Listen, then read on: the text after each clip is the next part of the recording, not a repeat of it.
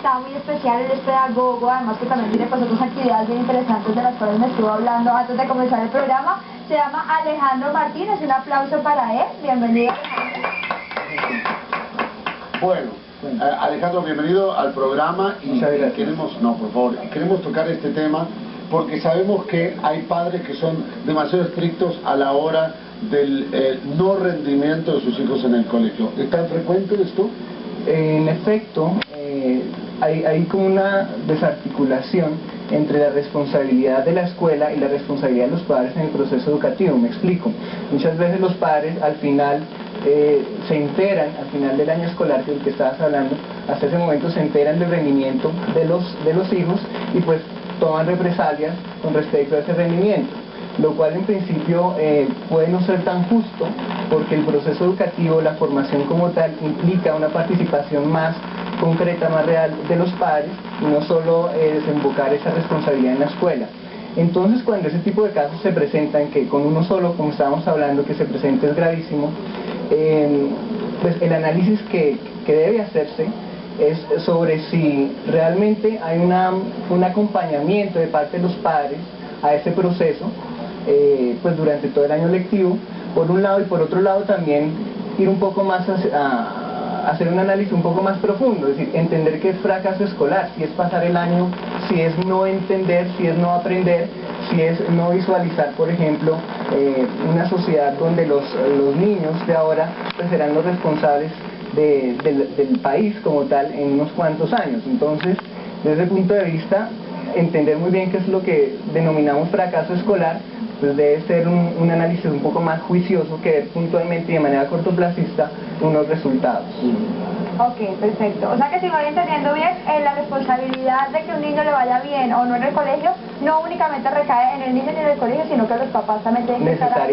Necesariamente. Los buenos procesos educativos involucran mucho a los padres, involucran pensarse en contexto, es decir, los niños en qué contexto se encuentran, cuál es el contexto que quieren construir en un futuro, y sobre todo pues entender muy bien que el proceso educativo no se limita a la escuela, a las materias, ¿sí? a lograr u obtener unos logros excelentes, buenos, sobresalientes, porque inclusive hay un decreto que habilita pues el número de estudiantes que han de pasar, porcentaje de estudiantes que han de pasar en la escuela, sino también comprender que hay más agentes formando a los niños, los amigos, la internet, los medios de comunicación, la interpretación, las lecturas, el Principito, por ejemplo, que son muy constructivas y que no se tienen en cuenta, y pues que de una u otra forma van a redundar en esos éxitos o en esos fracasos. Alejandro, ¿cómo deben asumir los padres de que tirarse el año no es una desgracia? No, pues en realidad, más que una desgracia del niño, es una desgracia inclusive de ellos, porque ellos deben asumir su responsabilidad con respecto a esa realidad. Por un lado. Por otro lado, ¿qué tan desgracia puede ser el que una persona pues optimice sus procesos de aprendizaje, su formación, de manera que se prepare de una manera más sólida quizás en lo que va a ser enfrentarse a una vida futura? Porque eso también es un paradigma importante a romper. La vida de los niños no empieza después de la escuela, ellos viven la escuela y eso es parte de su realidad, y pues es una circunstancia que tiene unos argumentos para que se den, pero sobre todo que implica un buen proceso de aprendizaje, una buena reflexión, y pues no hay aprendizaje sin una reflexión. Además, yo pienso que hay muchos factores que pueden hacer que un niño haya fracasado en los estudios. Uno, puede estar queriendo llamar la atención porque de pronto los papás trabajan todo el día. Dos, puede tener de pronto problemas de aprendizaje y necesita un cuidado especial, un tutor o no sé. Hablemos un poquito de esos factores que pueden hacer que un niño pierda el año para que los papás entiendan. No necesariamente tiene que ser que el niño es de necio, irresponsable, de vago, sino que puede tener otras cosas detrás que lo hacen comportarse así.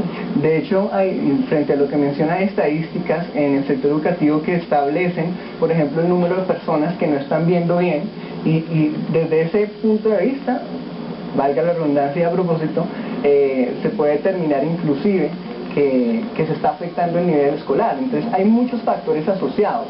Sería muy necio pretender creer, sin analizar siquiera, que la pérdida de un año escolar es responsabilidad solo del niño y porque es necio, porque es indisciplinado. Hay muchos ejercicios donde, por ejemplo, en un salón, los niños que resultan altamente indisciplinados, cuando se pasan a otro escenario, que no es un salón encerrado, dan muy buenos resultados, promueven muchas cosas, es decir, participan y construyen conocimiento. Yo me tiré 2 años, aviso. ¿Ah, sí? 2 años, 2 años. Es negativo. No, y aparte el problema fue que fui muy bueno en la primaria, y en la secundaria vi que el colegio era otra cosa, vi a compañeros que fumaban en la puerta del colegio, yo quedé loco, no podía creerlo, entonces me tiré las 12 materias. ¿Y por qué? ¿Por vago? ¿Porque quieres llamar la atención? No estudié nunca más, pero obviamente después sí, ¿no? No pude repetir en el colegio que iba, Ajá. porque no aceptaban repetidores, entonces me tocó estudiar en uno nocturno, en uno por la tarde, y lo más importante es que recibí la comprensión de mis padres. Sí, pues la comprensión. Sí, la comprensión. Mi papá obviamente que no quería hablar mucho del tema, pero no fue deprimente para mí. Y yo veo que en los muchachos de ahora, no sé, ¿será que los tiempos han cambiado? ¿Que las exigencias son muy grandes en este momento? ¿Cuál sería la mínima recomendación para los papás? ¿Que le bajen un poquito? Claro, totalmente, porque es que en el momento en que ellos asumen su responsabilidad frente a ese aparente fracaso, deben participar en cuanto al mejoramiento, en cuanto a una nueva expectativa de crecimiento y pues nada, es decir, ningún proceso de formación es completo si no se involucra un sentimiento, un amor de parte de los padres a los hijos, pues que los proyecte realmente, les dé seguridad. Y eso pues personalmente creo que es inclusive más importante que los conocimientos que se pueden comprender o asumir en algún momento de la vida. Muy bien. Bueno, Alejandro, muchísimas gracias. Un aplauso para él. Muchas gracias. Y ya saben, ¿no? Hay que aceptar la responsabilidad y trabajar todos juntos. Mientras haya una familia unida trabajando, seguramente los problemas se van a poder superar más fácil.